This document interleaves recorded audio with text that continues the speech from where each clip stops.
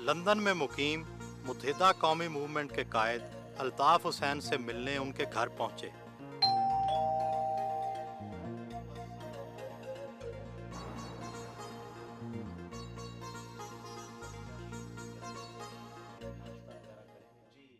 आप 12 साल से लंदन में रिहाइश पजीर हैं।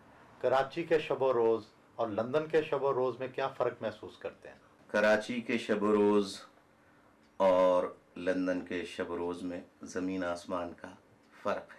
ऐसा लगता है कि आप यहाँ काफ़ी खुश व खुर्रम ज़िंदगी गुजार रहे हैं, जबकि अक्सर सियासतदान वतन से दूरी को बहुत महसूस करते हैं। ऐसा शख्स जो अवाम में से हो, अवाम के दरमियान हर वक्त रहे, उसका उठना बैठना अवाम के दरमियान हो, वो जब जिला वतन होता है तो फिर उसे कितना कर्ब होता है ये तो वही जानता है, उसका दिल जानता है और अल्लाह ताला जानता है।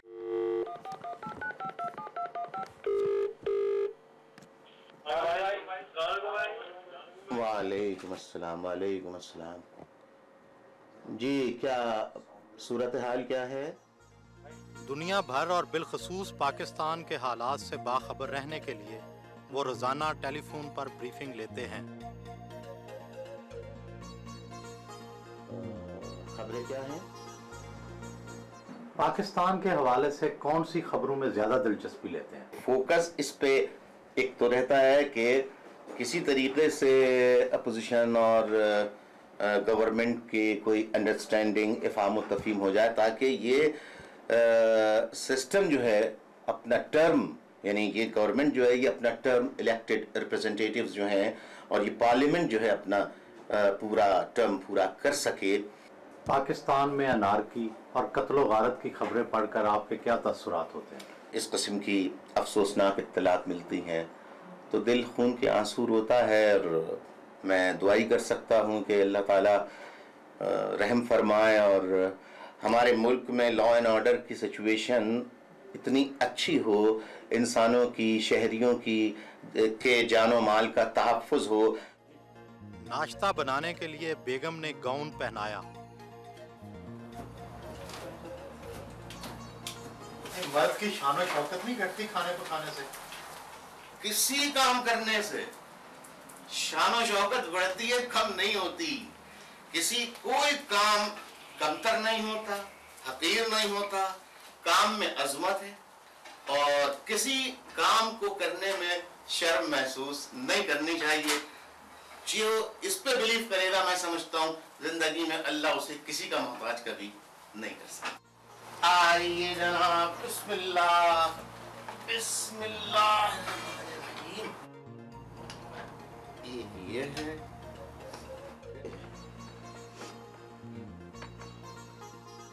आप एक दहाई से बरतानिया में हैं, लेकिन आप अभी तक पराठे और मिर्चों वाले खाने खा रहे हैं। क्या आपकी खाने की आदत नहीं बदली? हम बचपन से लेके यहाँ आने तक, यानी 1992 तक तो हम पाकिस्तान में ही थे और बचपन से वही खाने खाते चले आ रहे हैं जो पाकिस्तान में खाए जाते हैं, घरों में पकते हैं, तकरीबात में वही खाने पेश किए जाते हैं। तो जाहिर है कि एक ज़ुबान को एक टेस्ट की आदत पड़ जाती है, उसका छोड़ना जो है वो आसान नहीं होता। 2 साल पहले आपने अपना वजन काफी कम कर लिया था। ऐसा लगता है कि आपका वजन फिर से बढ़ गया है। इसकी क्या वजह है?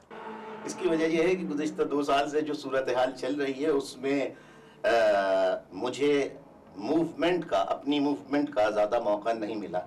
कैलोरीज इनटेक बहुत ज़्यादा हो गई और बर्निंग प्रोसेस जो है कैलोरीज का वो हुआ नहीं, लिहाजा अल्टीमेटली वेट का तो बढ़ना जो है एक नेचुरल बात थी। बिस्मिल्लाहिर्रहमानिर्रहीम। हैदराबाद सिंध के अवाम से टेलीफोनिक खिताब किया। मसाइल हल करना है तो इन तमाम सियासी व मजहबी जमातों के रहनुमाओं को अल्ताफ हुसैन की तरह ऐलान करना चाहिए कि हम कभी कौमी सूबाई असेंबली का इलेक्शन या सेनेट का इलेक्शन अल्ताफ हुसैन की तरह नहीं लड़ेंगे, नहीं लड़ेंगे, नहीं लड़ेंगे। अपनी बेटी के साथ जरूर वक्त गुजारते हैं, उसके साथ खेलते और बातें करते हैं। टाटा टाटा टाटा, अच्छा भाई, अल्लाह हाफिज, जा रहे भाई, खुदा हाफिज, खुदा हाफिज, चलो बेटा, चलो चलो। अब दफ्तर जाने का वक्त था।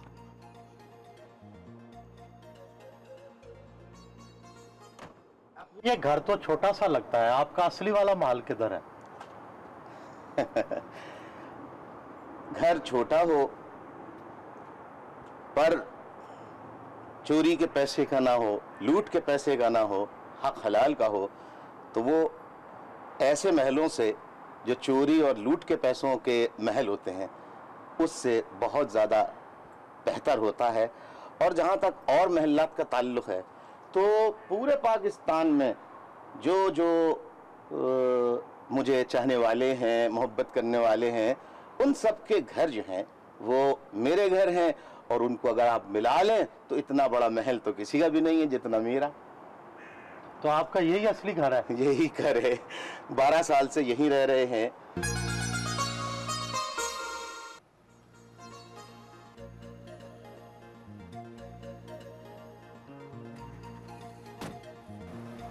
अल्ताफ भाई, आपको गुस्सा किन बातों पर आता है? मुझे गुस्सा जो है ख़ास तौर पर जब किसी को कोई काम दिया जाए वो वक्त पे काम ना करे, उस पर गुस्सा आता है। गुस्से का इजहार कैसे करते हैं? कभी एक्सप्रेशन से, कभी ज़बान से, और कभी वाक़यतन गुस्सा करके। हर शख्सियत के कुछ लाइटर पहलू भी होते हैं। आप हर वक्त तंजीमी कामों में मसरूफ़ रहते हैं। रोमांस के लिए, प्यार के लिए, मोहब्बत के लिए कितना वक्त मिलता है? शादी से पहले ये सवाल पूछते तो ज़्यादा बेहतर था।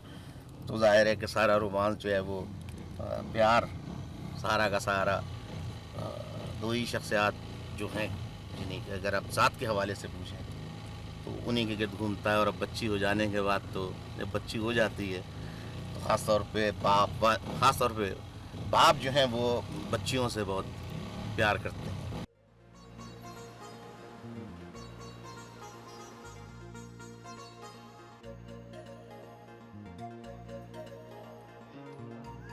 उन्होंने मुत्तहिदा के सेक्रेटेरिएट का दौरा करवाया।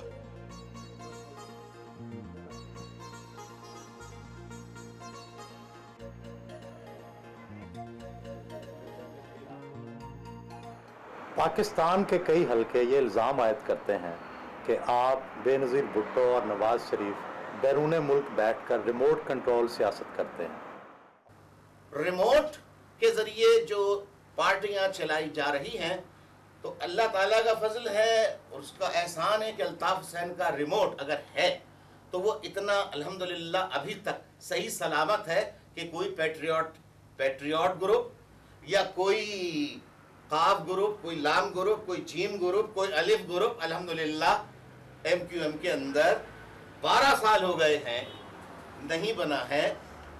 ये हमारी जो कि पूरी दुनिया में यूनिट्स हैं, इन लोगों का अपना कंप्यूटर, अपना हिसाब किताब। आपके सियासी मुखालिफ अक्सर ये इल्ज़ाम लगाते हैं कि लंदन में दफ्तर चलाना काफ़ी महंगा काम है। जी बिल्कुल। और उनका इल्ज़ाम ये है कि आपको खुफिया फंड्स मिलते हैं। सच क्या है? ये सरासर बेबुनियाद इल्ज़ाम है। पूरी दुनिया भर से जहाँ जहाँ हमारे यूनिट्स हैं वहाँ MQF फंड में मुत्तहिदा कौमी फंड ये हमने बनाया वो है। उसमें सब नहीं लेकिन हमारे मेंबरान जो हैं वो अपनी तनख्वाह जो है उसका 1% जो है वो माहाना डोनेट करते हैं, 1%। अंदाज़न माहाना कितना खर्च आता होगा? ये उस पर डिपेंड करता है कि अगर सीज़न पे, जैसे कि मिसाल के तौर पे सीज़न का मतलब ये कि खिताबात बहुत ज़्यादा हो रहे हैं, तो बुनियादी जो मेन खर्चा है वो टेलीफोन का होता है। तो अगर ज़्यादा खिताबात हो रहे हैं, सुबह शाम खिताबात हो रहे हैं, तो उस ज़माने के अंदर 40,000 भी हो जाता है, 30,000 भी हो जाता है। 40,000 पाउंड? जी। अमेरिका, बरतानिया या किसी और मुल्क की इमदाद नहीं मिलती आपको? काश कि किसी मुल्क की इमदाद मिलती होती, तो जो जिन मुश्किलात का हमारे लोग शिकार हैं, मुल्क के अवाम शिकार हैं, हम बखुदा उनकी मदद करते अगर मिलती। दफ्तर से वापस रवाना हुए।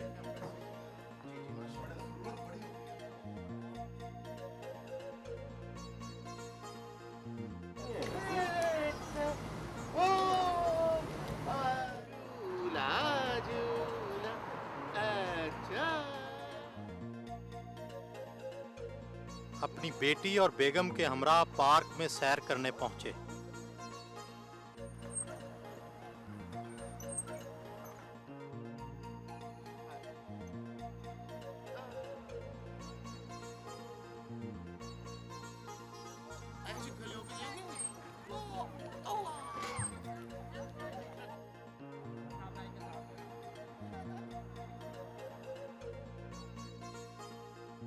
घर वापस आए।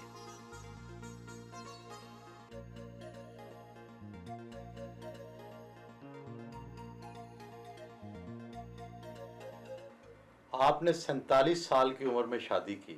शादीशुदा जिंदगी ज्यादा मुश्किल है या शादी से पहले की जिंदगी ज्यादा मुश्किल थी? मैं समझता हूँ कि शादी के बाद की ज़िंदगी जो होती है वो ज़्यादा मुश्किल होती है, इसलिए कि जिम्मेदारियाँ बहुत ज़्यादा बढ़ जाती हैं। आपके हस्बैंड सियासी सरगर्मियों की वजह से बहुत मसरूफ रहते हैं, आपको कितना वक्त दे पाते हैं? एज सच तो ऐसा जिस तरह हस्बैंड हो के कहीं बाहर घूमने ले जाएं, डिनर्स पे ले जाएं, तो वो सब तो नहीं होता, और वो सब बताया हुआ था शादी से पहले। बट ये है कि जितना टाइम देते हैं क्वालिटी टाइम देते हैं। बतौर खावंद इनकी खूबियाँ क्या हैं और खामियाँ क्या? एज अ हस्बैंड तो बहुत खूबियाँ हैं, और एज अ हस्बैंड खामियाँ नहीं है, मगर एज एन इंसान खामियाँ हैं।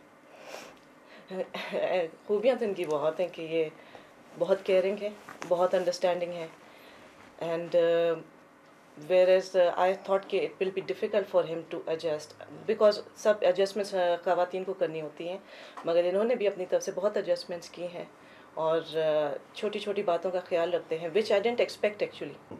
खामियाँ ये हैं कि ये ओवर डिसिप्लिन है, और उस वजह से ओवर परफेक्शनिस्ट है, जिसकी वजह से अगर एस्ट्रे थोड़ा सा टेढ़ा होगा तो ये फट पिन पॉइंट कर लेंगे कि ये एस्ट्रे तुमने अभी 2 मिनट पहले रखा था और टेढ़ा रखा है। तो उस वजह से कदम फूक फूक के इंसान कितना रख सकता है।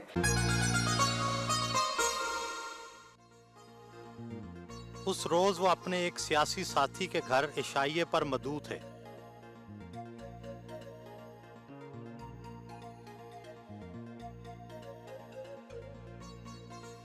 साथियों के हमरा रात का पुरतकल्लफ खाना खाया।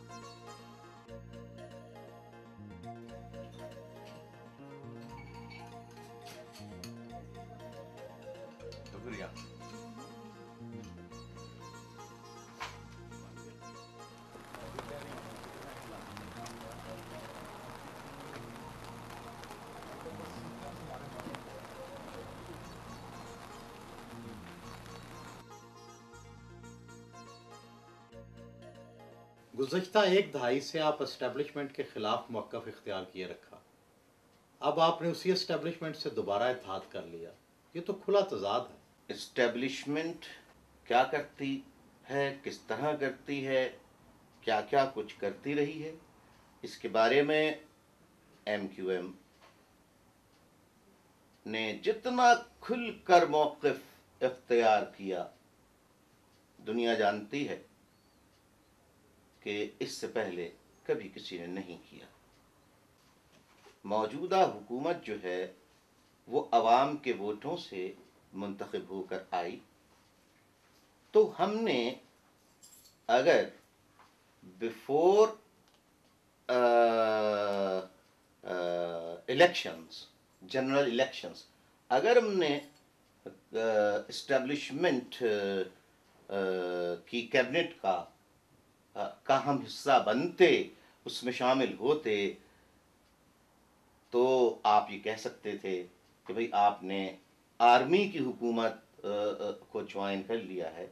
लेकिन हमने तो, हमारा तो कोई न सूबाई सतह पर न विफाकी सतह पर कोई भी इलेक्शन से पहले हुकूमत के साथ शामिल नहीं था। जमहूरी अमल के बाद ही हम हुकूमत के साथ शामिल हुए। आपके मुखालिफ आप पर और आपकी तंजीम पर पंजाबियों, सिंधियों और पख्तूनों के कत्ल का इल्ज़ाम आयद करते हैं। ये इल्ज़ाम किस हद तक सही है? जो भी इस सिस्टम के, यानी प्रिवेलिंग सिस्टम के खिलाफ मैदान में आएगा, उस पर इस किस्म के इल्ज़ामात तो लगाए जाते रहेंगे। जहां तक कत्लो गारतगरी का ताल्लुक है, तो इस्टेब्लिशमेंट ही इसे ऑर्केस्ट्रेट करती है, इसे इंजीनियर करती है। तो ये जो कुछ कत्लो गारतगरी कराई जाती है, वो well engineered, well design, well programmed होती है इस्टेब्लिशमेंट की जानिब से, और वो अपने हरकारों के जरिए ये अमल करा के एक इनकलाब लाने वाली, एक नई सोच देने वाली, एक मजबूत जमहूरी सोच देने वाली पुरअमन कुव्वत की शक्ल इस तरह पेश करते हैं अवाम के सामने कि जैसे कि वो पंजाबियों, बलोचों, सिंधियों, पख्तूनों या एथनो लिंग्विस्टिक बेसिस पर लोगों से नफरत करती है और उनके खिलाफ है। ऐसा हरगिज नहीं है। जो इल्ज़ाम लगाने वाले हैं वो अस खुद पंजाबी, गरीब पंजाबियों, हारियों, किसानों के दुश्मन हैं। देहातों में स्कूल नहीं खुलने देते यही लोग, यही वडेरे। मैं नाम नहीं यहाँ पर लूँगा, लेकिन मैं ऐसे ऐसे मुअज़्ज़िज़ बड़े बड़े नामों को जानता हूँ कि जो शुरफा में शुमार होते हैं, लेकिन मैं ये भी जानता हूँ कि वो अपने यहाँ स्कूल नहीं खुलने देते। अल्ताफ हुसैन को वजीर आजम बनने या सदर बनने का न कल शौक था न आज शौक है।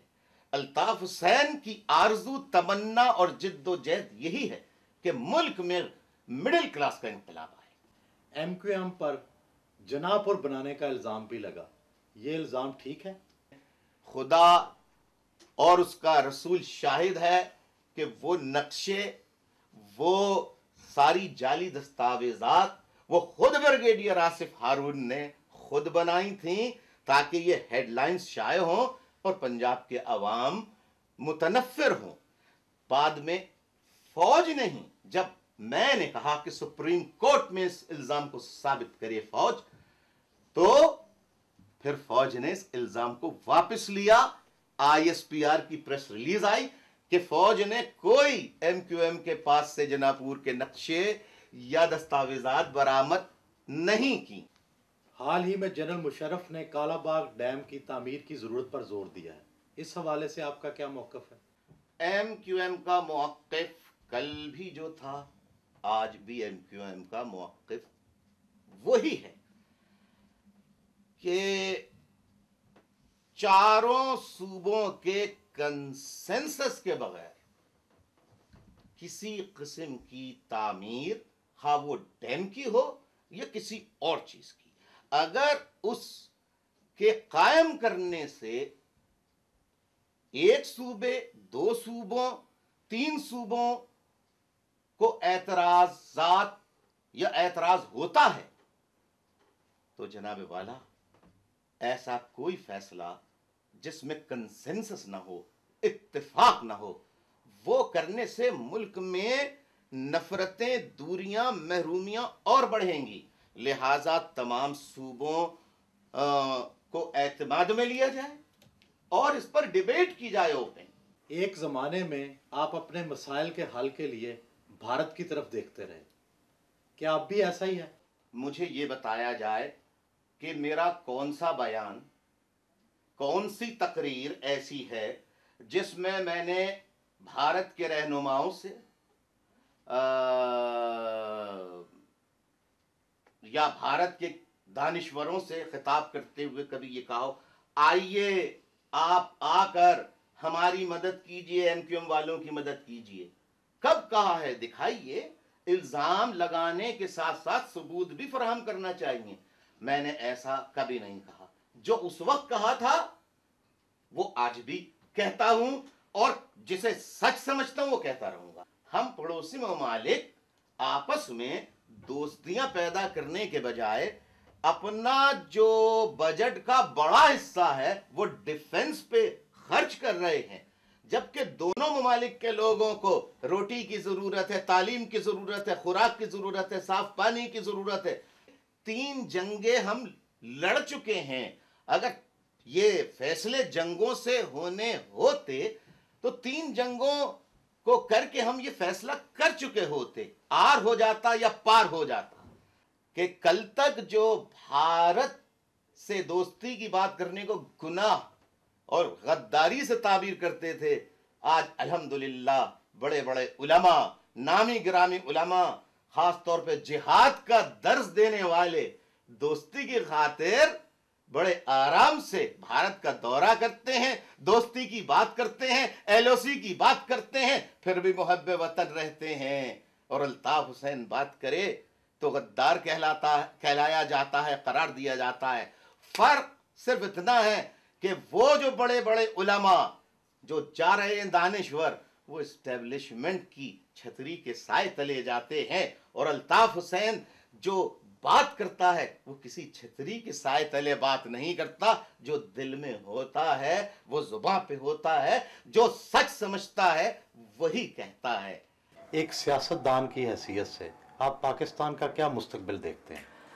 स्ट्रेटेजिक हवाले से ताल्लुकात करीबी पड़ोसी ममालिक से बेहतर ना हो, और मुल्क के अंदर कल्चरल प्लूरलिज्म ना हो, बल्कि एथनो लिंग्विस्टिक पर्टिकुलरिज्म हो, तो ऐसी सूरत में हम मुस्तकबिल को अच्छा करार कैसे दे सकते हैं, जबकि इकोनॉमिक कंडीशन जो है वो पाकिस्तान की बेहतर नहीं है। कब तक IMF और वर्ल्ड बैंक की हम आर्टिफिशियल रेस्पिरेटरी जो ट्यूब्स हैं उसके जरिए सांस लेते रहेंगे? अगर आज ये इमदाद बंद हो जाए, कितने दिन पाकिस्तान अपने पैरों पर जिंदा रह सकता है? मेरे कहने का मकसद ये है कि ये एक ऐसा तल्ख पहलू है, ऐसी कड़वी हकीकत और सच्चाई है कि इसे तस्लीम करते हुए जरूरत इस बात की है कि हम अपने इख्तिलाफात को बालाए ताक रखकर तमाम पाकिस्तान के सूबों के लोगों को एक टेबल पर बिठाएं, उनकी शिकायत सुने, उनकी शिकायत का इजाला करें और उन्हें गले लगाएं, सबको भाई समझें, और सब हाथों में हाथ डालकर अगर मजबूत इत्तेहाद कायम कर लें तो फिर आने वाले बुरे और कड़े से कड़े वक्त से हम मुकाबला कर सकते हैं और पाकिस्तान को बेहतरी की जानिब ले जा सकते हैं। बहुत शुक्रिया कि आपने हमारे साथ आज पूरा दिन गुजारा। बहुत शुक्रिया।